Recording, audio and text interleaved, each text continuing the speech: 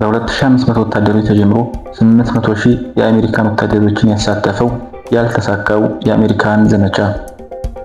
ኦክቶበር 7 2001 የወቅቱ የአሜሪካን ፕሬዝዳንት የነበረው ጆርጅ ቡሽ ታሊባንን ለማጥፋት በሚል አፍጋኒስታንን በቦምብ ደበደበ። በመቀጠልም ታሊባንን ከስልጣን ለማውረድና በሌላ መንግስት መተካትን ዓላማው ያደረገ ኦፕሬሽን ኢንዱሪንግ ፍሪደም የሚል ዘመቻ በመክፈት 2500 እግረኛ ወታደሮችን በአፍጋኒስታን አሰማራች። ፕሬዝዳንት ቡሽ ይህን ዘመቻ አስመልክተው ሲናገሩ ይህ ዘመቻ ብዙ ጊዜ እንደማይወስድ፣ በአጭር ጊዜና በውስን ወታደሮች እንደሚጠናቀቅ ቃል ገቡ። 2 ወር ባልሞላ ጊዜ ውስጥም ታሊባን ከካቡልና ከሌሎች ትልልቅ ከተሞች ለቆ ወደ አፍጋን ተራሮች ውስጥ መሸገ። ሆኖም ከተሞችን በመልቀቅ ወደ ሽምቅ ተዋጊነት የተቀየረው ታሊባን አሜሪካን እንዳሰበችው በአጭር ጊዜ የሚጠፋ አልሆን አለ። አሜሪካ ዘመቻው ሲጀመር ከላከቻቸው ወታደሮች በተጨማሪ ብዙ ሺህ ወታደሮቿን ወደ አፍጋኒስታን በመላክ ጦርነቱ በአጭር ጊዜ እንዲጠናቀቅ መስራት ጀመረች። ሁኔታዎች በዚህ መልኩ ቀጥለው ጦርነቱ 1 ዓመት ሞላው።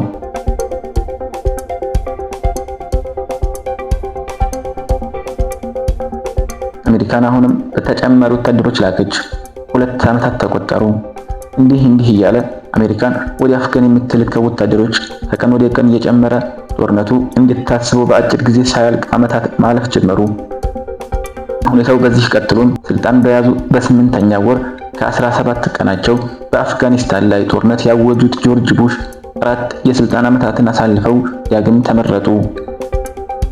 በጥቂት ሳምንታት ግፋ ቢል ጥቂት ወራትና በውስን ወታደሮች ይገኛል የተባለው የአሜሪካን ድል እንደ ሰማይ ራቀ።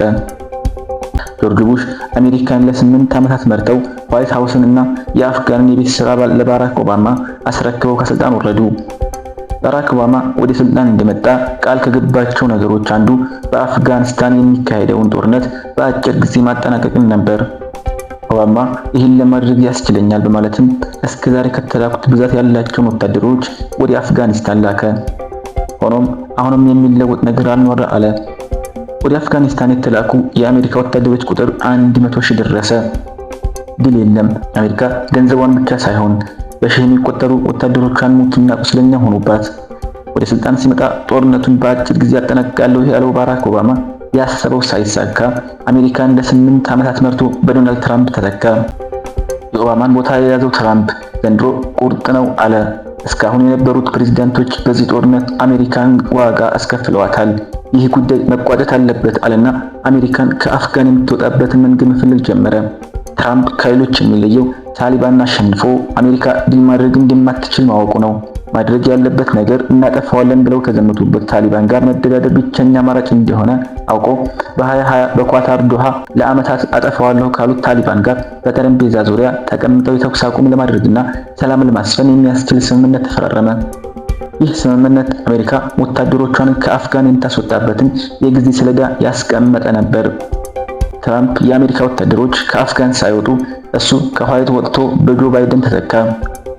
ጆ ባይደን ወደ ዋይት ሃውስ እንደገባም በትራምፕ ዘመን የተጀመረውን የመውጣት እቅድ ተግባራዊ በማድረግ በነሐሴ 31 2021 አሜሪካን ለ20 ዓመታት የለፋችለትን ድል ሳታገኝ ንብረቷን እንኳን በወጉ ሳታጓጉዝ አፍጋኒስታንን በችኮላ ለቃ ወጣች።